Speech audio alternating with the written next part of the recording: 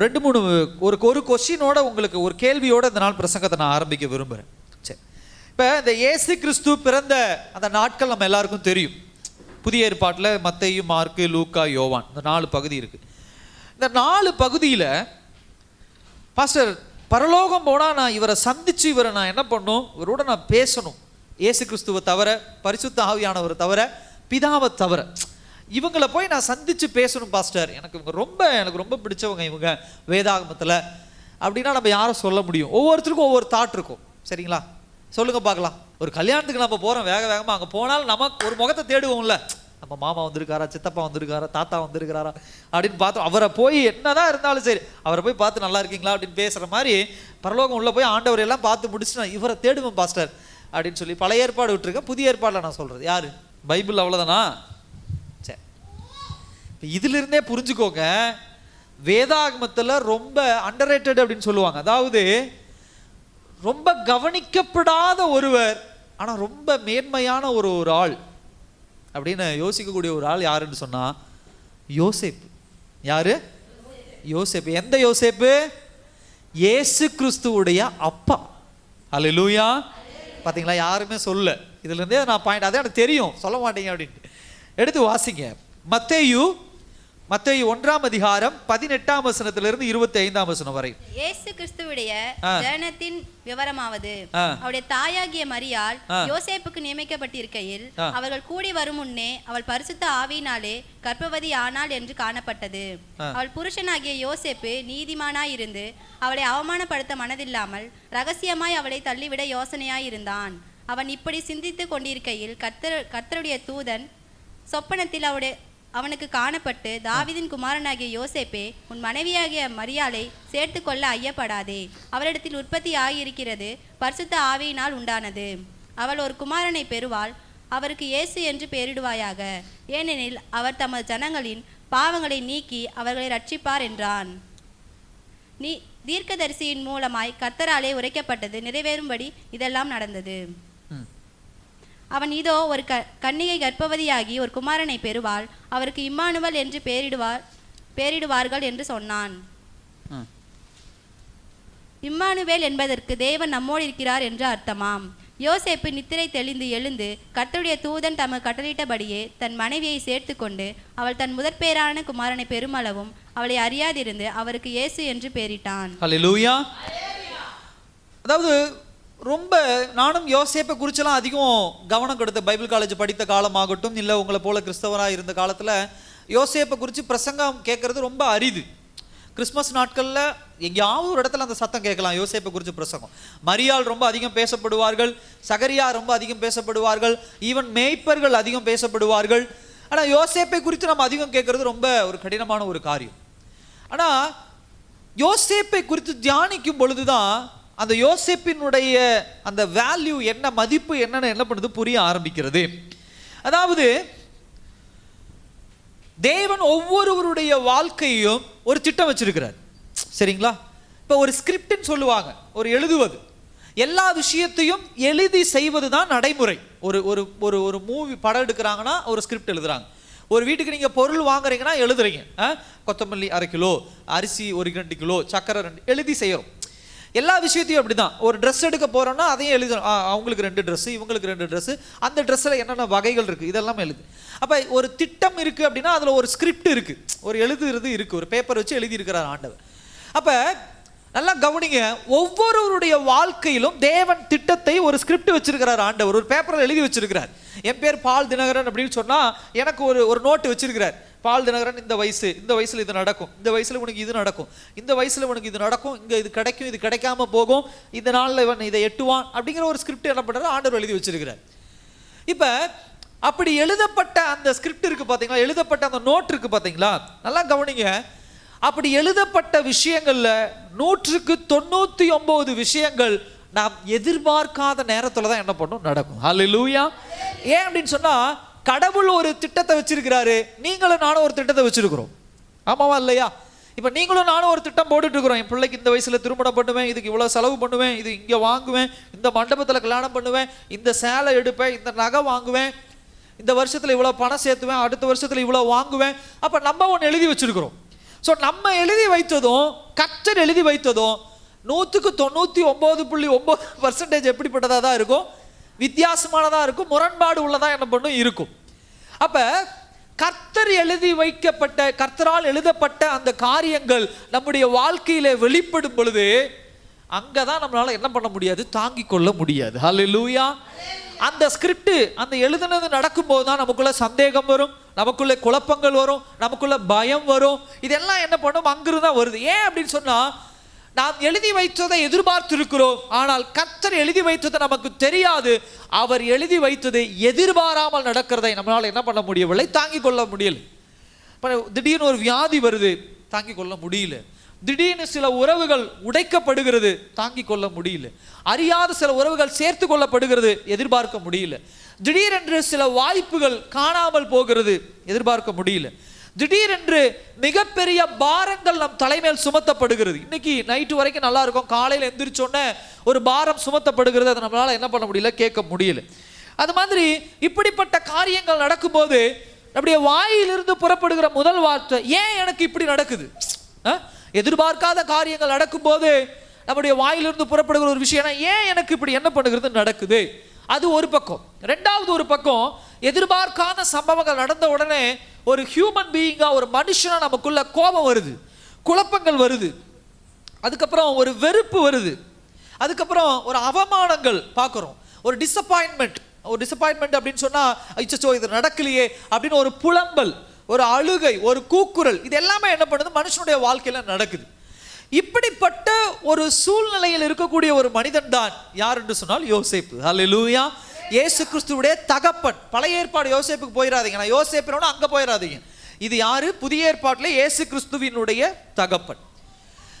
So இவருடைய வாழ்க்கை இன்னைக்கு நாம் என்ன பண்ண போறோம்? 2-3 காரியங்கள் நாம் என்ன பண்ண போறோம்? தியானிக்க போகிறோம். முதலாவது காரியம் என்ன அப்படின்னு சொன்னா, ரகசியங்கள் வெளிப்படும் பொழுது அல்லது தேவ திட்டங்கள் வெளிப்படும் பொழுது அது நமக்கு மிகப்பெரிய டிஸ்டர்ப் அப்படின்னு சொல்லுவாங்க. நமக்கு ஒரு மிகப்பெரிய ஒரு தொல்லை இல்ல கவலை, எப்படி வேணா நம்ம அதை என்ன பண்ணிக்கலாம்? வைத்துக் கொள்ளலாம். அதான் முதல் காரியம். அதாவது யோசேப்புடைய வாழ்க்கை அழகா சொல்லப்படுது. இயேசு கிறிஸ்துடைய ஜனனத்தின் விவரமானது அவருடைய தாயை பற்றி சொல்லிட்டு, அவளுடைய தாயாகிய மரியாள் யோசேப்புக்கு நியமிக்கப்பட்டிருக்கையில் அவர்கள் கூடி வரும் முன்னே அப்படின்லாம் சொல்லுது. அதில் 19ஆம் வசனம், அவள் புருஷனாகிய யோசேப்பு நீதிமானா இருந்தான் அப்படிலாம் சொல்லப்படுது. யோசேப்பினுடைய சந்ததி சொல்லப்படுது. அப்போ யோசேப்பு ரொம்ப ஆசையா திருமண வயதை எட்டி இருக்கிறான். யூத கலாச்சாரத்தின் பிரகாரம் 3 வகையா என்ன பண்ணும்? திருமணம் நடக்கும். முதல்ல பேசி வச்சுக்கிறது, 2வது என்கேஜ்மெண்ட் நிச்சயதார்த்தம், 3வது திருமணம். இந்த முதல்ல பேசி வச்சுக்கிறதுங்கிறது சின்ன வயசுலேயே பேசி வச்சுப்பாங்க. 2வது நிச்சயதார்த்தம் அப்படிங்கிறது ரொம்ப முக்கியமான ஒரு காரியம். அதாவது அவர்கள் ரெண்டு பேரும் சேரதான் மாட்டாங்களோ தவிர, நிச்சயதார்த்தம் என்பது அவங்களுடைய திருமணம் முடிந்ததுக்குண்டான ஒரு அத்தாட்சி. இப்போ நிச்சயதார்த்தமே நடந்து ஒரு திருமணம் நிற்கிதுன்னா அது விவாகரத்து வாங்குற மாதிரி தான். அந்த அளவுக்கு அது ஈக்குவல். ப்ராப்பராக விவாகரத்து நீங்கள் வாங்கி தான் என்ன பண்ணணும்? அடுத்த ஒரு காரியத்துக்கு மூவ் ஆகணும்.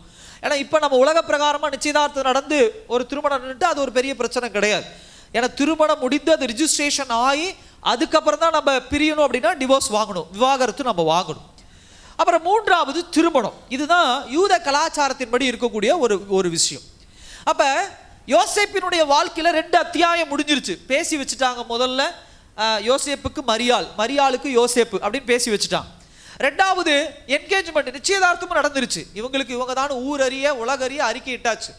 யோசேப்பினுடைய இருதயத்தில் மரியாளுடைய மனைவி அப்படின்னு சொல்லியாச்சு, மரியாளுடைய இருதயத்தில் யோசேப்பினுடைய கணவன் அப்படின்னு என்ன பண்ணியாச்சு? சொல்லியாச்சு. இப்படிப்பட்ட காரியங்கள் நடந்து அடுத்த ஒரு சந்தோஷமான பயணம் எப்பொழுது அப்படின்னா, திருமணம் அப்படிங்கிற ஒரு காரியம். என்றைக்கு நாம் இணைக்கப்பட போகிறோம், என்றைக்கு நாம் சேர போகிறோம், நம்ம குடும்பம் எப்படி, நம்ம ஒரு வீட்டில் வாழ போகிறோம், மனைவியோட சந்தோஷமாக இருக்க போகிறோம், கணவனோட சந்தோஷமாக இருக்க போகிறோம், குழந்தைகளை பெற்றெடுக்க போகிறோம், குழந்தைகளை ஸ்கூலில் சேர்த்த போகிறோம், படிக்க வைக்க போகிறோம், அந்த குழந்தைகள் வளர்ந்தோன்னா அவங்களுக்கான காரியங்கள், பல கனவுகள், பல சந்தோஷங்கள். இவங்களை கல்யாணத்துக்கு கூப்பிடணும், அவங்களை திருமணத்துக்கு கூடணும், திருமணத்தை இந்த மாதிரி கிராண்டாக நடத்தணும், இந்த மாதிரி சேர்க்கணும், எல்லாம் அந்த காலம் தொடங்கி இந்த காலம் வரைக்கும் அப்படிப்பட்ட ஒரு மனநிலைமை தான் என்ன பண்ணும் இருக்கும்.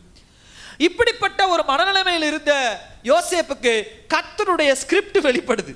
கர்த்தர் யோசேப்பை குறித்து எழுதி வைத்திருக்கிற திட்டம் ஒன்று வெளிப்படுகிறது. என்ன திட்டம் வெளிப்படுகிறது? யோசேப்பு, உன்னுடைய மனைவி பிரெக்னண்டா இருக்கா. உன் மனைவி எப்படிப்பட்டவளாக இருக்கிறா? கர்ப்பம் உள்ளவனாக என்ன பண்ணுகிறார் இருக்கிறாள். இப்ப இவன் எதிர்காலத்திற்கு போட்ட திட்டங்கள் எல்லாம் அப்படியே என்ன ஆயிடுச்சு, சடனா உடைஞ்சிருச்சு. மனைவி கர்ப்பம். இப்ப ஒரு பிராக்டிக்கலா உலகத்துல உலகபூர்வமான காரியத்துல இப்படி நிச்சயதார்த்தம் நடந்து ஒரு காரியம் வெளிப்படுது. ஒண்ணு பெண்ணை குறித்து சொல்றோம், அவ பிரெக்னண்டா இருக்கா, இல்ல ஆணை குறித்து கேட்குறோம், அவனுக்கு ஏற்கனவே ஒரு திருமணமாகி ஒரு ஒரு ஒரு குடும்பம் இருக்கு. ரெண்டு பேர்த்தையும் நம்ம ஈக்குவலாக தான் வைக்கணும், பெண்ணை மாத்திரம் குற்றம் சுமத்துறது இல்லை. இப்படி ரெண்டு சம்பவம் கேட்கும்போது அப்படியே மனநிலைமை எப்படிப்பட்டதா இருக்கும்? பத்திரிக்கை வச்சிருக்கலாம், ஊர் உலகத்திட்ட சொல்லியிருக்கலாம், அது நகையை வாங்கியிருப்பீங்க, ட்ரெஸ்ஸை வாங்கியிருப்பீங்க, ஃபோட்டோ ஷூட்டுக்கெல்லாம் நடத்தியிருப்பீங்க, என்னென்னமோ திட்டங்கள் போட்டு அது உடையும் போது நீங்கள் உங்களுக்கு எப்படி இருக்கும்? அது ஏற்றுக்கொள்ள முடியாது. யோசேப்புக்கு அப்படிப்பட்ட ஒரு சூழ்நிலை. அது எப்படி விஷயம் வருது அப்படின்னு சொன்னால், மோஸ்ட்லி அந்த இடத்துல உலகம் முழுதும் அறியலை, மரியாளுடைய ஊர் ஃபுல்லாக அறியலை, ஈவன் மரியாளுடைய அப்பா அம்மா அறிந்தாங்களோ அறியலை. ஆனால் யோசேப்புக்கு அந்த விஷயம் எப்படி தெரியுது அப்படின்னு சொன்னால், 99.9% யார் சொல்லியிருப்பா? யார் சொல்லியிருப்பா? மரியாள் தான் சொல்லியிருப்பான். அப்போ மரியாள் யோசேப்பை சந்தித்து பேசும்போது, எங்க நான் ப்ரெக்னெண்ட்டாக இருக்கிறேன் அப்படின்னு சொல்லும்போது, அந்த அம்மாவுக்கு என்ன எபிசோடு நடந்ததுன்னு தெரியும். காப்ரியேல் வந்தது, காப்ரியேல் சொன்னது, உன் வயிற்றில் ஒரு குழந்தை பிறக்க போகுது, பரிசுத்த ஆவியானவர் வந்து ஒரு குழந்தைய உருவாக போறாரு. இது எல்லாம் அப்படியே அழகா யாருக்கு தெரியுது? மரியாளுக்கு தெரியுது. இந்த ஸ்டோரியை யோசேப்பிட்ட சொல்லும்போது யோசேப்பு மனநிலைமை எப்படி இருக்கும் யோசிச்சு பாருங்க. ஏய், என்ன பயங்கரமான ஒரு கதை கட்டுற, ஆமாவா இல்லையா? நம்ம அப்படி சொல்லுவோமா சொல்ல மாட்டோமா? இந்த டயலாக்லாம் சொன்னா நீங்களும் நானும் என்ன சொல்லுவோம்? ஏப்பா பயங்கரமான ஸ்டோரி, தேவதூதன் வந்தானா, அவன் வந்து சொன்னானா, ஏதோ பரிசுத்த ஆவியானவரா, ஹோலி ஸ்பிரிட்டா, அது வயிற்றுக்குள்ள போச்சா, இதெல்லாம் நம்புற மாதிரி இருந்தாலும் உள்ள போய் அது எப்படியா மாறிடுச்சா, குழந்தையா மாறிடுச்சா, அது குழந்தை பிறக்க போகுதான், அது ஏசாமா, எப்படிப்பட்ட ஒரு மனநலம் இருந்திருக்கும் அது யோசிச்சு பாருங்க. அப்ப இப்படிதான் ஒருவேளை ஒரு கான்வர்சேஷன் இருந்திருக்குமா அப்படின்னு சொன்னா இல்லை. ஏன்னா யோசேப்பினுடைய ஒரு கேரக்டர் அழகா அங்க போர்ட்ரேட் பண்ணப்படுது, சொல்லப்படுது. எப்படி சொல்லப்படுகிறது? அவள் புருஷனாகிய யோசேப்பு நீதிமானா என்ன பண்ணா இருந்தான். சரிங்களா? அப்ப முதல் காரியம் அதுதான். தேவனுடைய ரகசியங்கள் வெளிப்படும் போது முதலாவது பிரச்சனை என்ன தெரியுமா? நீங்களும் நானும் போட்டிருக்கிற திட்டங்கள் அனைத்தும் என்ன பண்ணும்? உடைந்து போகும். அப்படி உடைந்து போகும்போது தான் நமக்குள்ள என்ன வருது? குழப்பங்கள் வருது. ஒரு வசனத்தை எடுத்து வாசிங்க. நீதிமொழிகள் 16ஆம் அதிகாரம் 9ஆம் வசனம் வாசிங்க. நீதிமொழிகள் 16:9.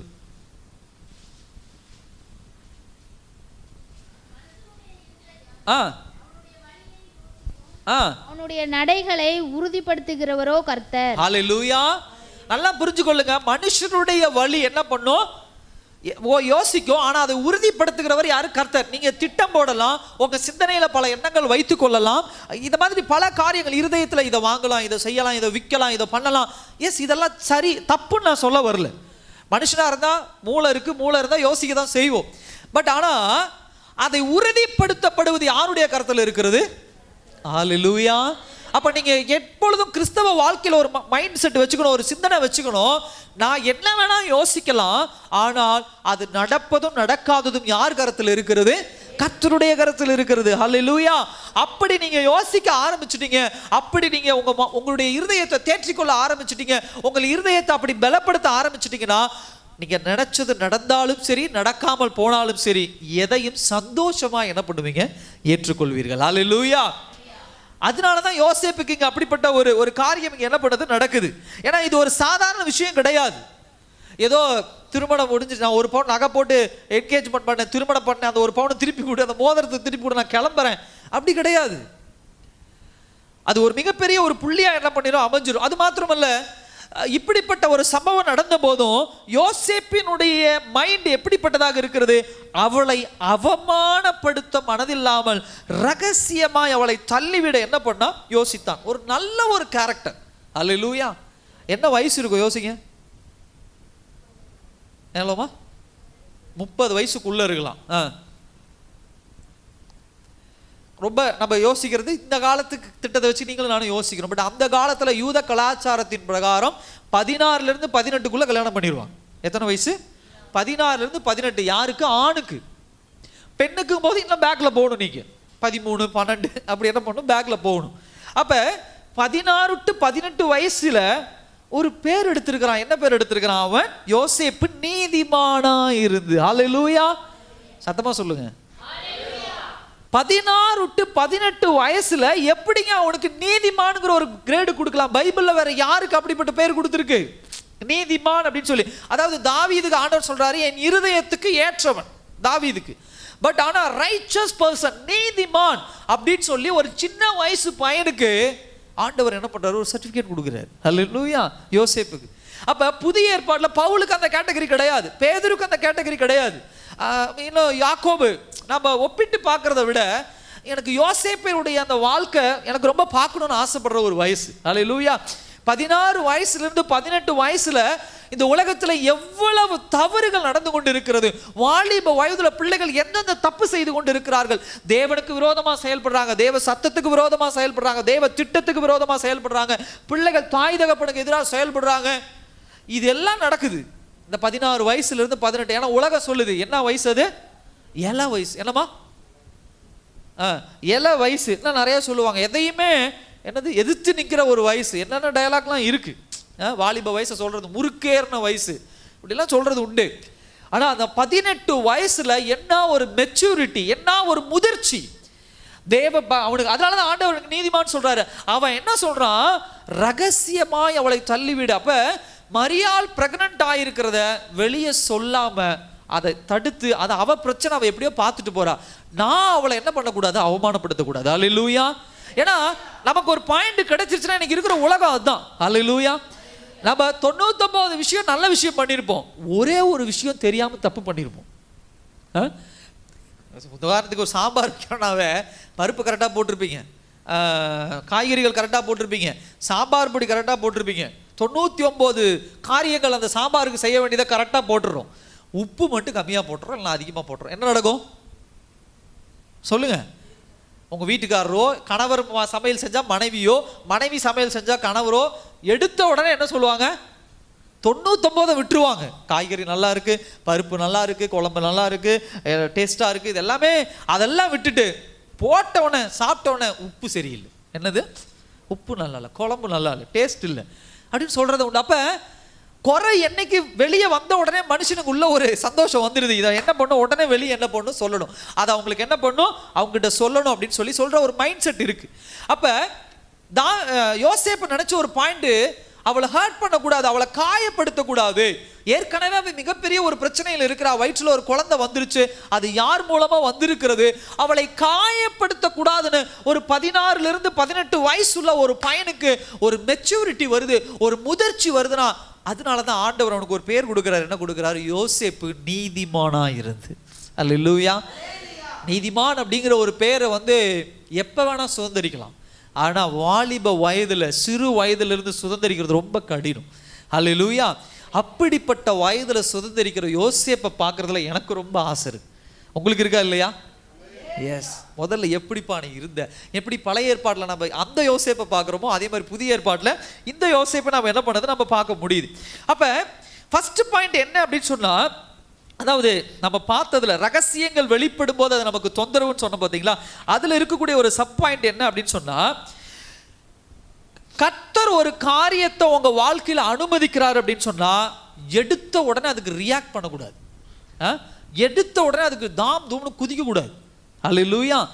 ஒரு பிரச்சனை வருது, ஒரு போராட்டம் வருது, ஒரு வியாதி வருது, ஒரு எதிர்பார்க்காத காரியங்கள் உங்க வாழ்க்கையில நடக்குது அப்படின்னு சொன்னா எடுத்த உடனே ஓவர் ரியாக்ட் பண்றது அப்படின்னு சொல்லுவாங்க. எப்படின்னா பிரதிபலிக்கிறது, கோபப்படுறது, அப்படியே இது பண்றது, குழப்பம் அடையிறது, புலம்புறது. இந்த விஷயம் இல்லாம யார் ஹேண்டில் பண்றாங்களோ, யார் அதை ஆராய்ந்து நின்று யோசிக்கிறாங்க பார்த்தீங்களா, அவங்க தான் தேவ திட்டத்துக்குள் தங்களை என்ன பண்ண முடியும்? பொருத்தி கொள்ள முடியும். ஹல்லேலூயா. இதுதான் ஒரு மிகப்பெரிய ஒரு காரியம். யாருக்கிட்ட இருந்தது? யோசேப்பிட்ட இருந்த ஒரு காரியம்.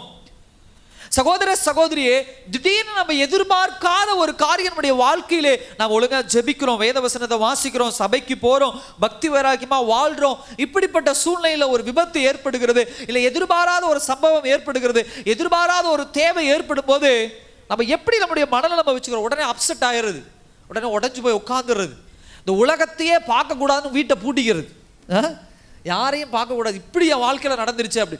இதையெல்லாம் தாண்டி என்ன பண்ணிடுறது? முதல்ல பிளேம் யார் மேலே போடுவீங்க? யார் தப்பு பண்ணாலும் முதல்ல குறைய யார் மேலே போடுவோம்? அப்படியா? யார் தப்பு பண்ணாலும் யார் குறை யார் மேலே போடுவோம்? ஆமாம், ஆண்டவர் தான். அவர் ஒருத்தர் சிக்கிட்டார் அப்படிங்கிற மாதிரி எந்த தப்பு பண்ணாலும், வீட்டுக்காரர் தப்பு பண்ணாலும் அவர் ஆண்டவர் தான், மனைவி தப்பு பண்ணாலும் ஆண்டவர் தான், பிள்ளைகள் தப்பு பண்ணாலும் ஆண்டவர் தான், ஏற்று வீட்டுக்காரர் தப்பு பண்ணாலும் ஆண்டவர் தான். ஏன் ஆண்டவரே இப்படி பண்ணீங்க, ஏன் ஆண்டவரே இந்த மாதிரி நடந்ததுன்னு சொல்லி முதல்ல பிளேம், குற்றத்தை யார் மேலே சுமத்துறோம்? ஆண்டவர் மேலே என்ன பண்ணுறோம்? நம்ம சொல்றது உண்டு. இது சம்பவத்தில் அழகாக புரிந்து கொள்ள வேண்டிய விஷயம் என்ன அப்படின்னா, எஸ் யோசேப்பு யோசித்தான். எப்படி யோசித்தானா, ஒரு பிராக்டிக்கல் மைண்ட் அவனுக்குள்ள எப்படி இருந்துச்சு அப்படின்னு சொன்னா, ஒரு யூதனாக, ஒரு நியாய பிரமாணத்தை பின்பற்றுகிறவனாக அழகா அவன் யோசிச்சான். என்ன யோசிச்சான் அப்படின்னு சொன்னா, இப்படிப்பட்ட ஒரு பாவம் நடக்கும்போது அவர்களை விவாகரத்து பண்ணுவது. இப்ப தமிழ்ல பார்க்கும்போது தள்ளிவிட யோசனையா இருந்தான் அப்படிங்கிற ஒரு வார்த்தை இருக்கு. பட் ஆங்கிலத்தில் பார்க்கும்போது டிவோர்ஸ் அப்படின்னு வருது, விவாகரத்துன்னு வருது. தள்ளி விடுறதுனா வெளியே போ அப்படி இல்லை, டிரான்ஸ்லேஷன் பண்ணும்போது அவங்க இப்படி எழுதியிருக்காங்க. ஆனால் ஆங்கிலத்தில் பார்க்கும்போது விவாகரத்து, முறையா இல்லைம்மா உனக்கு எனக்கு செட் ஆகாது, உன் வாழ்க்கையை நீ பார்த்துக்கோ, என் வாழ்க்கையை நான் பார்த்துக்கிறேன் அப்படின்னு சொல்லி தன்மையாக பிரியறது தான் விவாகரத்து. ரெண்டு பேரும் மனம் ஒற்று பிரியறதுக்கு பேர் தான் விவாகரத்து, டிவோர்ஸ் அப்படிங்கிறது. அப்போ இப்படிப்பட்ட நியாயப்பிரமாணத்திற்கு கீழ்ப்படிந்தவனாக தான் யோசேப்பு என்ன பண்ணுறான், ஒரு திங்கிங் என்ன பண்ணுறது, ஒரு சிந்தனை அவனுக்குள்ள என்ன பண்ணுகிறது வரதை நம்ம பார்க்க முடியுது. பட் அப்படி அவன் சிந்தித்ததுனால தான் அன்று இரவே அவனுக்கு ஆண்டவர் எதில் வெளிப்படுகிறார்? தரிசனத்தில் வெளிப்படுறார். அல்லேலூயா. அவசரப்படலை, எத்தனை நாள் ஆச்சுன்னு தெரியல. சில விஷயங்களை நம்ம எடுத்தமா கவுத்தமான்னு சடனாக முடிவு பண்ணுறது உண்டு. உடனே என்ன பண்ணுறது, பேண்ட்டு கிட்ட போட்டுக்கிட்டு உடனே அவங்க நேராக அவங்க வீட்டுக்கு போய், நீ எதுக்குடா அப்படி சொன்ன, நீ எதுக்கு என் குடும்பத்தை, உடனே சண்டை. ஏன்னா நம்ம ஒரு ஷார்ட் டெம்பர், நமக்குள்ள ஒரு கோபம் இருக்கும்போது எந்த விஷயத்தையும் பொறுமையாக அணுகிறது கிடையாது. என்னுடைய தனிப்பட்ட வாழ்க்கையில் நான் இழந்தது தான் அதிகம். இப்படிப்பட்ட கோபத்தை வச்சு நாட்கள் ஆக ஆக தான் எனக்கு கொஞ்சம் கொஞ்சமாக புரிய ஆரம்பிச்சுது. நீங்கள் அதை தான் உங்களுக்கும் ஆண்டவர் உங்களோடும் என்னோடு பேசுகிற. யோசேப்புக்கிட்ட இருந்த விஷயம் அதான் பாருங்க. ரகசியமாய் அவன் தள்ளிவிட யோசனையா இருந்தான். இவன் இப்படி சிந்தித்து கொண்டு இருக்கையில், அல்லேலூயா, கோபம் வந்துட்டா சிந்தனை இருக்காது. டிப்ரெஷன், மன அழுத்தம் வந்துட்டா சிந்தனை இருக்காது, சிந்திக்க டைம் இருக்காது. குழப்பம் வந்துட்டா சிந்திக்க டைம் இருக்காது. அழுக வந்துட்டா சிந்திக்க டைம் இருக்காது. சண்டை போட போயிட்டீங்கன்னா சிந்திக்க டைம் இருக்காது. கெட்ட வார்த்தை பேசுறீங்கன்னா சிந்திக்க டைம் இருக்காது.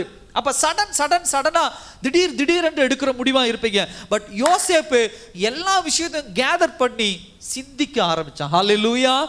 எல்லாத்தையும் உள்ள போட்டு ஒரு மிக்ஸி அரைக்கிற மாதிரி, ஒரு மாவு அரைக்கிற மாதிரி, இதுக்கு என்ன பண்ணலாம் ஏது பண்ணலாம்னு ஒரு சிந்திக்கிறனால தான் விஷயத்தை கேள்விப்பட்ட உடனே போய் சண்டை போடல. அல்லேலூயா. அவன் கேள்விப்பட்டது காலையில் இருக்கலாம், அவன் கேள்விப்பட்டது மதியம் இருக்கலாம், அவன் கேள்விப்பட்டது சாயந்தரம் இருக்கலாம், அவன் கேள்விப்பட்டது நைட் இருக்கலாம். ஆனால் தரிசனம் எப்போ அவனுக்கு வந்துச்சு, அதாவது சொப்பனம் எப்போ வரும், நைட்டு தூங்கும்போது தான் என்ன பண்ணும் வந்திருக்கும். அப்போ நல்லா கவனிங்க, யோசேப்பு இருந்த ஒரு ப்ளஸ் பாயிண்ட் பாருங்க. நான் நாள் கணக்கு கூட சொல்லலை. நீங்களும் நானும் யோசேப்பின் இடத்துல இருக்கிறோம் அப்படின்னா, உங்கள் வீட்டில் இருக்கிறீங்க, இப்படிப்பட்ட நியூஸ் ஒரு வேளை உங்கள் காதுக்கு யாரோ சொல்லி உங்கள் காதுக்கு வருது, இல்லை மரியாள் சொல்லி உங்கள் காதுக்கு வருது, நம்ம என்ன பண்ணுவோம் சொல்லுங்க? நீங்கள் ஆணோ பெண்ணோ நான் அதை கேட்கல, நீங்கள் தான் யோசேப்புன்னு வச்சுக்கோங்க. உங்களுக்கு ஒரு வேளை மரியாள் சொல்கிறாங்க, இல்லை வெளியிலேருந்து ஒருத்தர் அம்மா சொல்கிறாங்க, இந்த மாதிரி நீ உனக்கு என்கேஜ்மெண்ட் பண்ண நிச்சயதார்த்தம் பண்ண பொண்ணு ப்ரெக்னெண்ட்டாக இருக்காப்பா அப்படின்னு சொன்னால் என்ன பண்ணுவீங்க? நாம் என்ன பண்ணுவோம்? சரி அப்படியா, ஓகே, நைட் சாப்பிட்டு தோசை கீசை சாப்பிட்டு நைட்டு தூங்கி எந்திரிச்சு நாளைக்கு காலையில் போய் பேசிக்கலாம் அப்படியே இருப்போம். என்ன பண்ணுவோம்? சடனா உடனே அவங்க வீட்டுக்கு போய் ரீச் பண்ணி அவங்க அப்பாவை கூப்பிட்டு, அவங்க அம்மாவை கூப்பிட்டு, அவங்க புள்ள ப்ரெக்னெண்ட்டாக இருக்கிறா, அது இருக்கிறா, ஊரறி இப்படி பண்ணி எங்களை ஏமாத்திட்டே, அது பண்ணிட்டே இது பண்ணிட்டேன்னு என்ன பண்ணுவோம்? டைம் கொடுக்காம சண்டை போடுறது உண்டு. ஆனா யோசேப்பு சிந்தித்து கொண்டு இருந்தான். ஹல்லேலூயா. ஆனா இது சிந்திக்க வேண்டிய விஷயம் கிடையாது. நீங்க ஒன்றும் கார் வாங்கல, நீங்க ஒன்றும் 2 வீலர் வாங்கல, நீங்க ஒன்றும் வீடு வாங்கல, நீங்க ஒன்றும் நிலம் வாங்கல, இல்லை நாளைக்கு என்ன சமைக்கலாம்னு உட்காந்து, இதுதான் நம்ம சிந்திக்கிற சில விஷயங்களா இருக்கும். ஆனா மரியாள் கர்ப்பமா இருக்கிறத சிந்திக்க வேண்டிய விஷயம் கிடையாது, அது சண்டை போட வேண்டிய விஷயம் உலக பிரகாரமா. ஆனா யோசேப்பு அழகா உட்காந்து சிந்திக்கிறான், டைம் எடுக்கிறான்.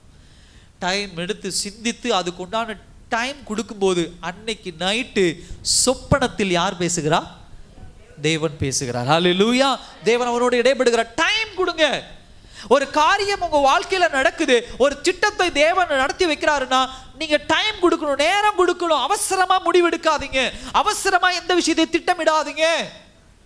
இது ஒன்றும் சமையல் கட்டில் நின்று நீங்கள் சமைக்கிற சாம்பாரோ ரசமோ கிடையாது. கரெக்டாக கொதி வந்து அடுத்த செகண்ட் என்ன பண்ணணும், எதையாவது ஒன்று உள்ளே போடணும். லேட் ஆயிடுச்சுன்னா தீஞ்சு போயிடும். அப்படி கிடையாது.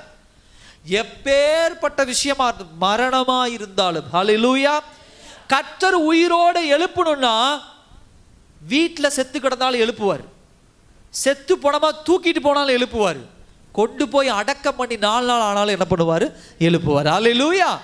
மரணத்துக்கே கர்த்தர் அவ்வளவு வல்லமையா வச்சிருக்கும் போது இப்படி சின்ன சின்ன விஷயங்களுக்கு நாம் அவசரப்படாம நிதானமாக நின்று என்ன பண்ணணும், யோசிக்கணும். ஹல்லேலூயா. அதுதான் முதல் காரியம். இரண்டாவது காரியம் என்ன அப்படின்னு சொன்னா, ஆழமான ஒரு சிந்தனை, டீப் டயலமா அப்படின்னு சொல்லுவாங்க. ஆழமான ஒரு சிந்தனை. நான் ஏற்கனவே சொன்னது போல 17 வயசு ஒரு வாலிப பையனுக்கு கர்த்தர் கொடுத்திருக்கிற ஒரு பிளஸ்ஸிங், ஆசீர்வாதம் என்ன அப்படின்னா, ஆழமான ஒரு சிந்தனையை நம்ம என்ன பண்ண முடியுது, நம்ம பார்க்க முடியுது. இப்ப யோசிங்க, இப்ப சிந்திக்கிற ஸ்டேஜ் வந்துட்டோம். இப்ப யோசேப்பினுடைய சிந்தனை எப்படிப்பட்டதாக இருக்கும் அப்படின்னா, முதலாவது மரியாள் அதாவது குழந்தை அவள் வயிற்றுக்குள்ள இருக்கு, அவ பிரெக்னண்டா இருக்கு, அவ கர்ப்பமா இருக்கிறா அப்படிங்கிற விஷயம் வந்த உடனே முதல்ல அவனுக்குள்ள எழுந்த விஷயம் எப்படிப்பட்டதாக இருக்கும், அவள் வயிற்றில் இருக்கிற குழந்தைக்கு நான் என்ன கிடையாது, தகப்பன் கிடையாது. ஃபர்ஸ்ட் விஷயம். ரெண்டாவது விஷயம், ஒருவேளை நல்லா கவனிங்க, ஒருவேளை மரியாளை நான் மனைவியாக ஏற்றுக்கொள்ளுகிறேன் அப்படின்னு சொன்னாலும் அதுல 2-3 பிரச்சனை இருக்கு. ஒண்ணு என்ன அப்படின்னு சொன்னா, காலம் முழுவதும் எனக்குள்ள ஒரு விஷயம் குத்திக்கிட்டே இருக்கும். என்ன குத்திட்டு இருக்கும், இந்த குழந்தைக்கு அப்பா யார்? அதான் முதல் பாயிண்டே சொல்றேன், நான் அப்பா இல்லை.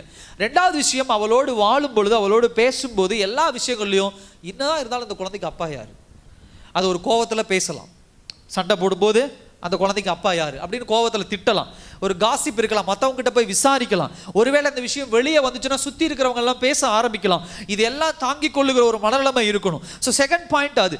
தேர்ட் பாயிண்ட் என்ன அப்படின்னு சொன்னா, ரொம்ப கவனிக்க வேண்டிய ஒரு விஷயம், மத்தேயு யார் என்று சொன்னால் ஒரு யூதன். இந்த மத்தேயு புத்தகத்தை எழுதியவர் யாரு, யூதன்.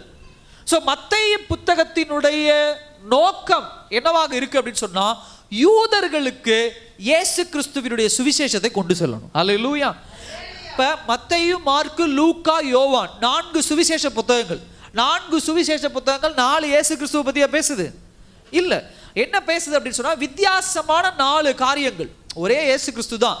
இதுக்கு நான் ரொம்ப நாளைக்கு முன்னாடி ஒரு எக்ஸாம்பிள் சொல்லியிருக்கேன். இன்னைக்கு அதை நான் திரும்ப சொல்றேன் உங்களுக்காக. ஒரு ஆக்சிடென்ட் நடக்குது, நான் சொல்லியிருக்கேன். ஒரு ஆக்சிடென்ட் நடந்த உடனே ஒரு காரும் ஒரு 2 வீலரும் நடக்குது அப்படின்னு சொன்னா, அங்க ஒரு 4 பேர் நிக்கிறாங்கன்னா அந்த ஆக்சிடென்ட்டை 4 பேர் 4 விதமா என்ன பண்ணுவாங்க பார்ப்பாங்க. ஒருத்தர் கார் என்னாச்சுன்னு பார்ப்பாங்க, ஒருத்தர் வண்டி என்னாச்சுன்னு பார்ப்பாங்க, ஒருத்தர் யாரு மேல தப்புன்னு பார்ப்பாங்க, ஒருத்தர் அடிப்பட்டவங்க எப்படி இருக்கிறாங்களோ அப்படி என்ன பண்ணுவாங்க பார்ப்பாங்க. ஸோ 4 பேரும் ஒரே ஆக்சிடென்ட் தான், 4 என்ன பண்றாங்க, நின்று பார்க்கறது 4 வித்தியாச கோணங்கள் இருக்கு. அப்படிதான் மத்தேயு, மார்க்கு, லூக்கா, யோவான் இயேசு கிறிஸ்துவை 4 கோணங்கள்ல பார்க்கறாங்க. அங்க எங்கேயும் முரண்பாடு கிடையாது இந்த 4 புத்தகங்கள்லையும். அப்ப மத்தேயு எப்படி பார்க்கறாரு, ஒரு யூத பார்வையில பார்க்கறாரு. மார்க்கு அதை எப்படி பார்க்கறாருன்னா, ஒரு வேலைக்காரனாக இயேசுவை சர்வெண்டா பார்க்கறாரு. லூக்கா எப்படி பார்க்கறாரு, அவரை ஒரு சுவிசேஷமாக தியோஃபிலுக்கு என்ன பண்றாரு, ஒரு சுவிசேஷமா என்ன பண்றாரு, லூக்கா கொண்டு போறார். யோவான் தியாலஜிக்கலா, அதாவது ரொம்ப ஆழமான சத்தியத்துக்குள்ள பார்க்கறார். இப்படிதான் 4 பேர் பார்க்கறாங்க. அப்ப மத்தேயு இங்க எதை கொண்டு வரார் அப்படின்னு சொன்னா, யூத வம்சத்தை கொண்டு வரார். எந்த புத்தகத்திலும் இல்லாத ஒரு ஆசீர்வாதம் என்ன அப்படின்னு சொன்னா, ஆபிரகாமினுடைய லைஃப் தொடங்கி யோசேப்பினுடைய லைஃப் வரைக்கும் ஒரு ஹிஸ்டரி, ஒரு வரலாறு இருக்கு. ஆபிரகாம் பிள்ளையாரு, அவங்க பிள்ளையாரு, அவங்க பிள்ளையாரு அப்படின்னு சொல்லி அந்த சந்ததியை மென்ஷன் பண்ணிக்கிட்டே வரார். யாரு மென்ஷன் பண்ணிக்கிட்டே வரா, மத்தேயு குறிப்பிட்டுக்கிட்டே வரார். அப்ப சந்ததிங்கிறது ரொம்ப முக்கியம். ஆபிரகாமின் சந்ததியில இயேசு கிறிஸ்து வந்திருக்கிறாருங்கிறத ப்ரூவ் பண்றதுக்கு கொண்டு வரார். அப்ப யோசேப்பு எந்த சந்ததியிலே வந்திருக்கிறான் அப்படிங்கிறது ரொம்ப முக்கியமாக இருக்கிறது. அது ரொம்ப பாதுகாக்கப்பட வேண்டிய சந்ததியாக இருக்கிறது, அந்த லீனியேஜ் அப்படின்னு சொல்லுவாங்க. இப்படி யோசேப்பின் சந்ததி வரைக்கும், யோசேப்பு வரைக்கும் அந்த சந்ததி அழகா பாதுகாக்கப்பட்ட வருது. இப்ப பிறந்திருக்கிற குழந்தை எந்த சந்ததின்னு என்ன பண்ணாது தெரியாது. இதுவே யாருக்கு மிகப்பெரிய ஒரு குழப்பமா இருக்கும், யோசேப்பு எங்க அப்பா யாருன்னு தெரியும், எங்க தாத்தா யாருன்னு தெரியும், என் தாத்தாவுக்கு தாத்தா யாருன்னு தெரியும், அவங்க எங்கிருந்து வந்தாங்கன்னு தெரியும். இதுதான் என்னுடைய சந்ததியினுடைய லீனியேஜ். இப்ப எனக்கு பிறக்கிற குழந்தை என் குழந்தை இல்லை, அப்ப இது யாருடைய சந்ததி? இது ஒரு மிகப்பெரிய குழப்பம் இல்ல. இப்படிப்பட்ட ஒரு சிந்தனை தான் யாருக்குள்ள ஓடிட்டு இருந்திருக்கும். ஒருவேளை இது யார் யோசிச்சுட்டு இருக்கலாம், மத்தேயு அதாவது யோசேப்பு என்ன பண்ணிருக்கலாம், யோசிச்சுட்டு இருக்கலாம். இப்படி யோசிச்சுட்டு இருக்கும் போதுதான் அழகா அன்று இரவு சொப்பனத்திலே யார் வெளிப்படுகிறார்? இப்படி சிந்தித்துக் கொண்டு கர்த்தருடைய தூதன் சொப்பனத்தில் அவனுக்கு என்ன பண்ணார்? காணப்பட்டு. நல்லா கவனிங்க, நல்லா கவனிங்க. இயேசு கிறிஸ்துவினுடைய பிறப்பு மொத்தம் 3 பேருக்கு அறிவிக்கப்படுது. 3 பேர்ல 4 பேருக்கு அறிவிக்கப்படுது வேதாகமத்தில்.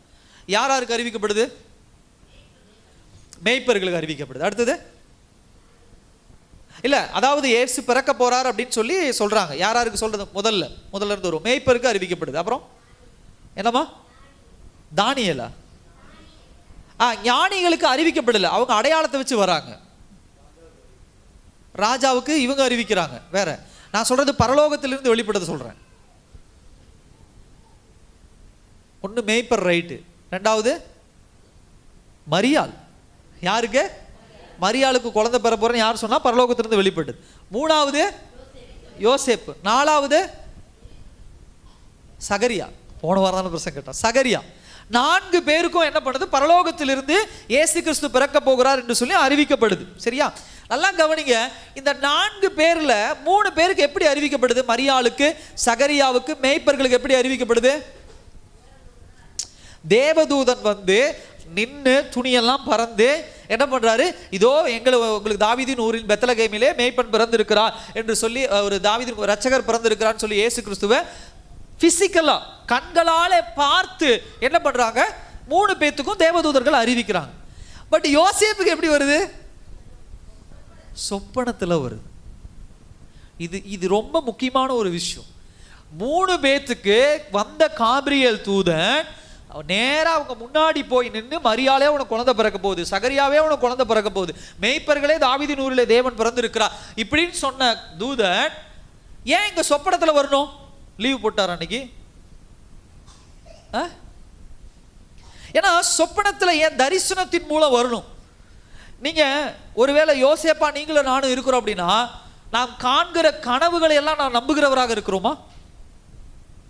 எத்தனை பேர் நம்புறீங்க?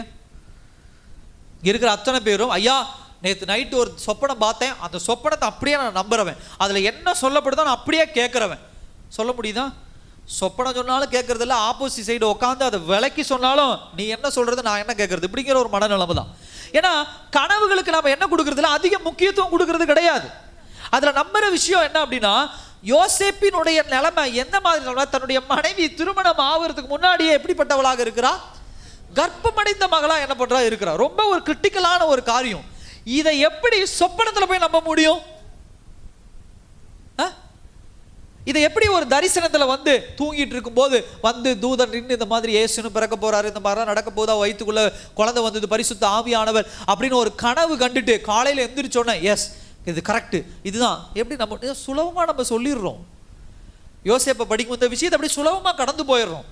ஒருவேளை நம்ம யோசேப்பா இருந்தால் இப்படிப்பட்ட கனவு வந்தால் நம்ம நம்புவோமா? நீங்கள் அடுத்த நாள் மேரி அதாவது மரியாளை தேடி போய் எஸ் நீ தான் என்னுடைய மனைவி வா அப்படின்னு நம்ம திருமணம் பண்ணிடுவோமா? ப்ராக்டிக்கலாக யோசிங்க. பண்ணுவோமா மாட்டோமா? பண்ண மாட்டோம்.